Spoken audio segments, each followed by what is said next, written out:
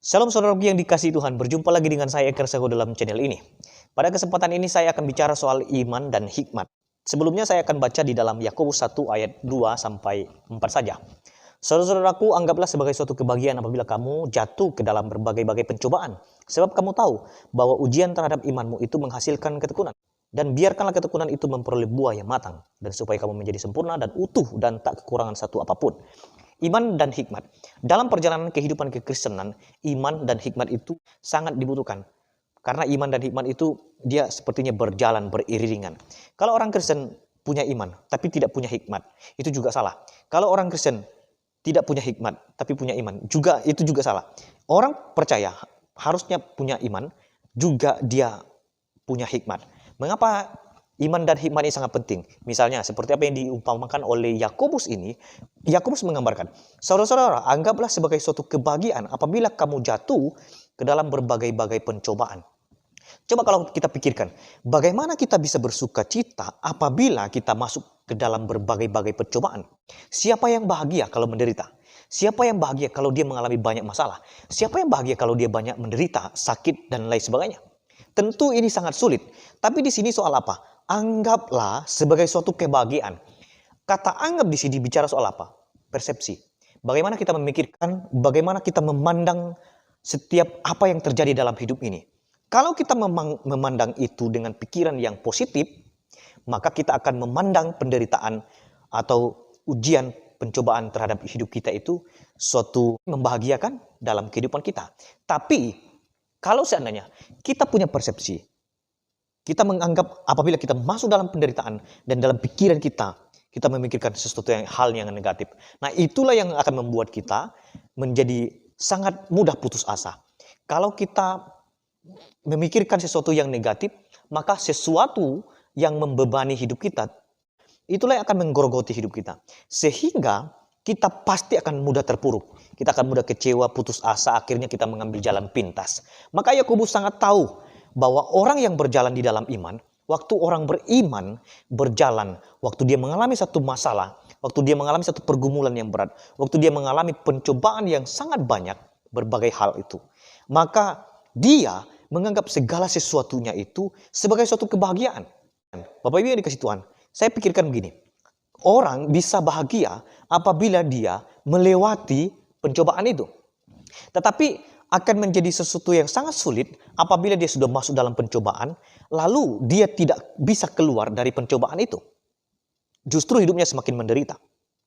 Nah, di sini Yakobus ingin menyampaikan supaya sebagai orang yang beriman, apabila kita masuk dalam berbagai pencobaan, kita harus memikirkan, menganggap penderitaan itu sebagai sesuatu kebahagiaan. Gambarnya begini, seperti Paulus, waktu Paulus ada di dalam penjara, lalu dia menulis surat kepada jemaat yang ada di Filipi. Dia katakan begini, bersukacitalah senantiasa di dalam Tuhan. Sekali lagi kukatakan, bersukacitalah. Saudara-saudara yang dikasih Tuhan, perhatikan ya. Paulus mengatakan ini, posisinya itu sedang di dalam keadaan tidak nyaman. Dia sedang dalam keadaan penjara. Dia pasti sangat merasakan kesakitan, bahkan merasakan kedinginan di dalam penjara itu. Jadi suasana waktu Paulus mengatakan bersukacitalah senantiasa, itu keadaannya tidak enak. Demikian juga dengan hidup kita. Mungkin saja kita sedang mengalami sakit hari ini.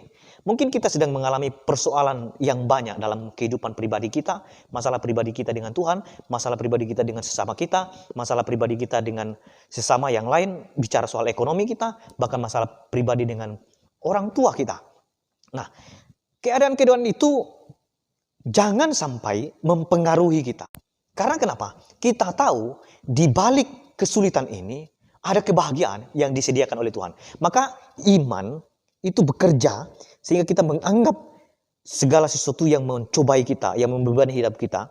Dan kita percaya waktu kita menganggap itu sesuatu kebahagiaan, maka Tuhan akan memberikan kebahagiaan.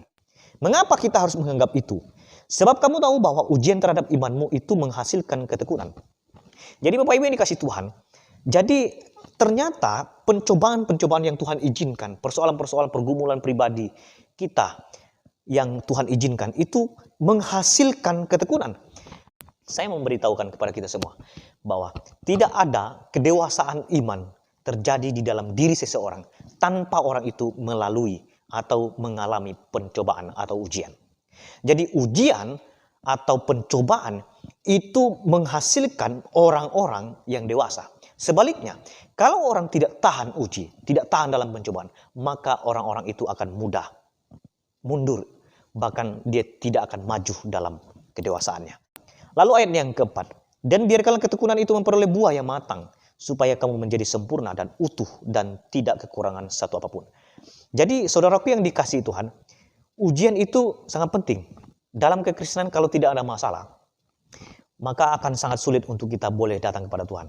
Saya percaya saat situasi COVID-19 ini melanda dunia ini, saya yakin ada banyak keluarga-keluarga atau pribadi-pribadi membuka hati, bahkan memohon kepada Tuhan supaya apa? Tuhan memberikan belas kasihannya.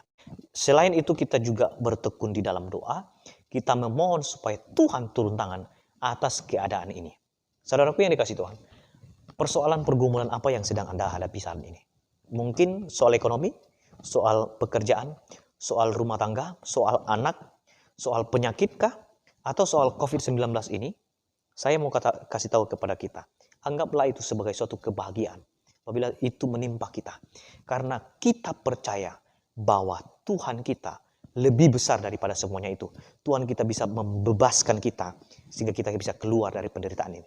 Nah teman-teman yang dikasihi Tuhan, kiranya iman dan hikmat itu boleh berjalan seiringan supaya kita waktu maju, kita akan tetap fokus kepada tujuan kita, yaitu untuk kemuliaan nama Tuhan Yesus. Tuhan memberkati kita semua. Shalom.